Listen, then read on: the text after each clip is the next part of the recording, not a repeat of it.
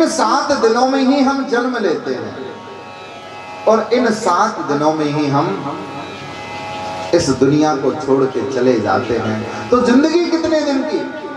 जिंदगी है 7 दिन की। आपके पास मौका है 7 दिन का। अगर कुछ करना है तो इन 7 दिनों में कर लो, अगर नहीं कर पाए तो फिर महाराज समय नहीं मिलेगा।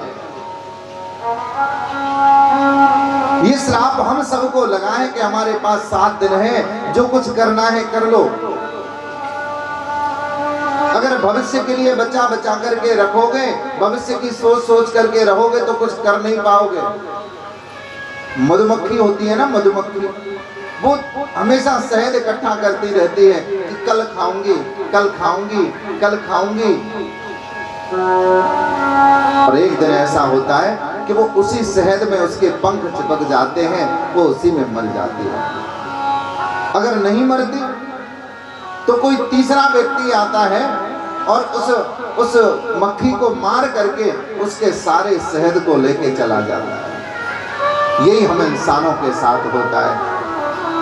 जीवन भर हम संचय करते रहते हैं, एक दिन या तो उसी धन संपत्ति के चक्कर में मृत्यु को प्राप्त हो जाते हैं, शरीर में रोग प्रवेश कर जाते हैं।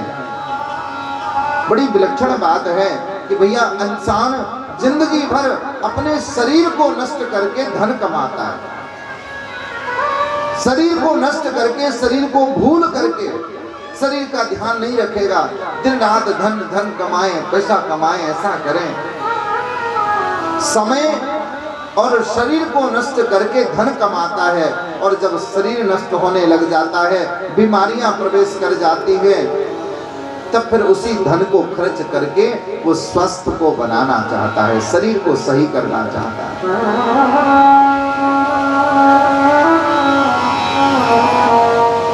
इन 7 दिनों में भगवत स्मरण करना है। इन 7 दिनों में क्या करना है?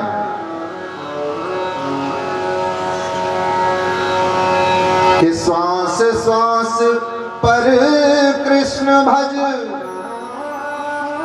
तू प्रथा श्वास मत खोए, ना जाने आश्वास को आवन हो ये न हो।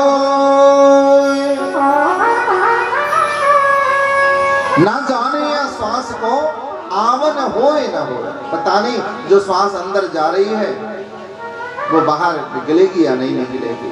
जो श्वास बाहर चलेगी फिर अंदर दूसरी श्वास आएगी कि नहीं आएगी पता नहीं चलता। मेरे भाई बहन, जीवन का कोई भरोसा नहीं है। रात को अच्छे भले लोग सोते हैं और सुबह पता लगा के गुजर गए, रात को हार्ट फेल हो गया। अरे कल तक तो बड़ा बढ़िया था, कह रहा था कि मैं वहां फैक्ट्री लगाऊंगा, वहां दुकान खोलूंगा, वहां पर व्यापार करूंगा, बच्चे को ऐसा बनाऊंगा, बेटे को ऐसा पढ़ाऊंगा। रात ही रात में पता नहीं क्या हो गया महाराज।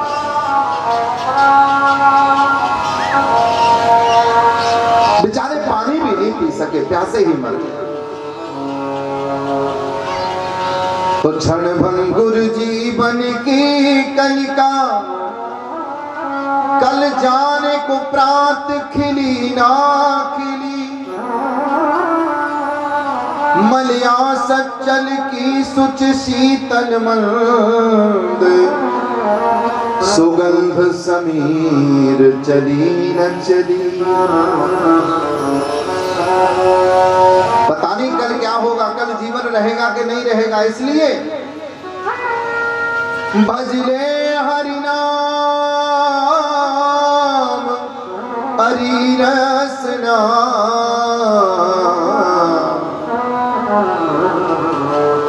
कल जाने को फिर हिली ना हिली।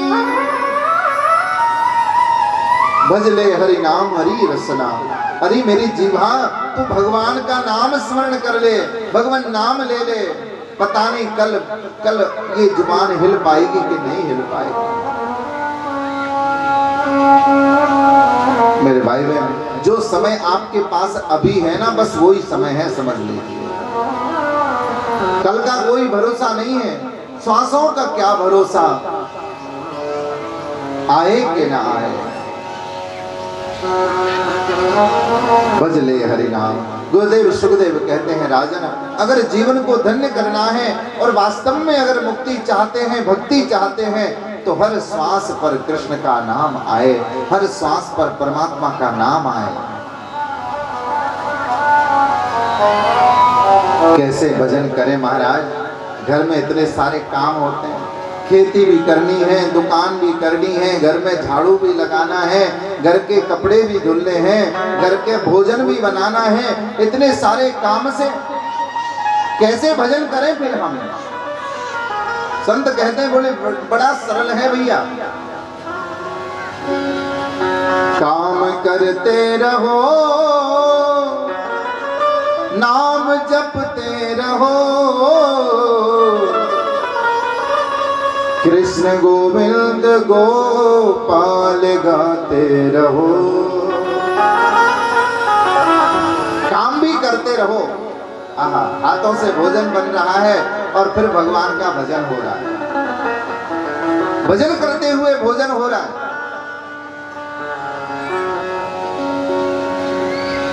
कृष्ण गोविंद गोविंद गोपाल नंदलाल, राधे गोविंद गोविंद गोपाल नंदलाल। भजन भी चल रहा है और भोजन भी बन रहा है। उस भोजन को जो करेगा उसका मन पवित्र हो जाएगा, उसकी बुद्धि शुद्ध हो जाएगी। नौकर से भोजन क्यों नहीं बनवाना चाहिए? एक नौकर के बनाए हुए भोजन में और एक माँ के बनाए हुए भोजन में क्या फर्क है? बहुत सारे बड़े बड़े घरों में लोग नौकर रख लेते हैं, कुक रख लेते हैं भोजन बनाने के लिए। शादी विवाह में आप जाते होंगे, आपने देखा होगा कि भोजन तो बहुत सारा होता है, लेकिन वहां जाते ही भूख खत्म हो जाती है। थोड़ा सा लिया और घर आ गया। माँ के बनाए हुए भोजन में और एक नौकर के बनाए हुए भोजन में क्या फर्क है? जब माँ भोजन बनाए, जब पत्नी भोजन बनाए, तो वो इस भाव से बनाती है कि ये रोटी मेरा पति खाएगा, ये रोटी मेरे बच्चे खाएंगे। वो ये नहीं सोचती कि नहीं 4 रोटी ही खाएंगे। माँ सोचती है कि मेरा बेटा पेट भर के भोजन करे, मैं ऐसा भोजन बनाऊं कि मेरा बेटा तृप्त हो जाए। माँ भोजन कराएगी तो उसमें भाव होगा। माँ भोजन कराएगी तो उसकी आत्मा ये कहेगी मेरा बेटा पेट भर के भोजन करे, 4 की जगह 5 रोटी खा ले। लेकिन नौकर वो ये सोच करके कहेगा कि कम से कम खाए। 4 रोटी खाते हैं तो 3 रोटी में ही काम चल जाए। 1 रोटी अगर आप 4 खाते हैं, आपने 5वीं मांग ली, तो सोचने लग जाएगा कि अरे रोज तो 4 खाते थे, आज 5, आज फिर मांग ली। उसके भोजन में वो भाव नहीं मिलेगा, उसके भोजन में वो प्रेम नहीं मिलेगा, उसके भोजन में सद्भावना नहीं मिलेगी। उसके भोजन में क्या मिलेगा? उसके भोजन में लोभ मिलेगा, उसके भोजन में लालच मिलेगा, उसके भोजन में दुर्वृत्तियां मिलेंगी। वो सिर्फ इतना जानता है महीने पर मुझे पैसे मिलने, मैं भोजन बना रहा हूं इसलिए ताकि पैसे लेकर के आए, पैसे कमा सकूं। उसके भोजन में कोई प्रेम नहीं होगा, निस्वार्थ भाव नहीं होगा। इसलिए माँ के हाथ का भोजन चाहे वो जैसा भी हो, रूखा हो, सूखा हो, उस भोजन में भी रस है, उस भोजन में भी आनंद आता है। वो भोजन हमारे पेट को ही नहीं, हमारी आत्मा को भी तृप्त करता है। और होटल में आप कितना भी बढ़िया से बढ़िया खा लो, फिर भी लगता है कि घर जैसा आनंद कहीं नहीं है। एक बार सब प्रेम से कहो श्री। जहां पर भाव हो, देखिए प्रसाद में और भोजन में भी यही अंतर है। प्रसाद होता है ना, उसमें प्रेम होता है, उसमें भाव होता है। आप यहाँ भंडारा चलता है, आप भोजन करते होंगे, कितना आप घर में आप बनाइए भोजन, घर में आपको उतना स्वादिष्ट नहीं लगेगा जितना स्वादिष्ट ये मंदिर का प्रसाद लगेगा, क्योंकि इसमें घर से भी ज्यादा दिव्यता है, घर से भी ज्यादा पवित्रता है, घर से भी ज्यादा इसमें रस है, आनंद है, क्योंकि ये भोजन नहीं है, ये प्रसाद है प्रभु का। रूखा सूखा भी जीवन में आनंद रस घोल देगा। परीक्षित से कह रहे हैं सुखदेव जी, राजन परमात्मा का भजन करो, यही जीवन का सार है।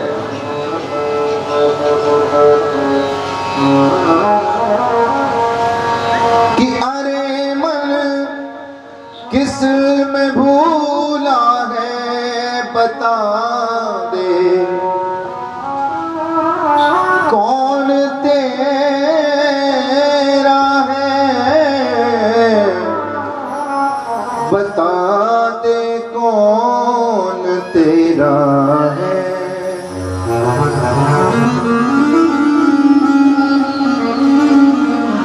इस दुनिया में हमारा कौन है, अपना कौन है? मेरा जो है, मेरा अपना जो है, वो तो केवल परमात्मा के चरण है। बाकी दुनिया के सारी चीजें, सारे व्यक्ति सब छोड़ छोड़ करके चले जाएंगे।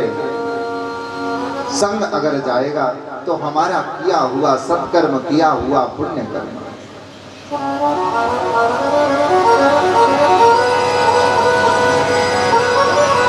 भगवान के चरणों की विशेष कृपा, परमात्मा ने जीवन में हमें सब कुछ दिया है। परमात्मा का धन्यवाद करें, परमात्मा का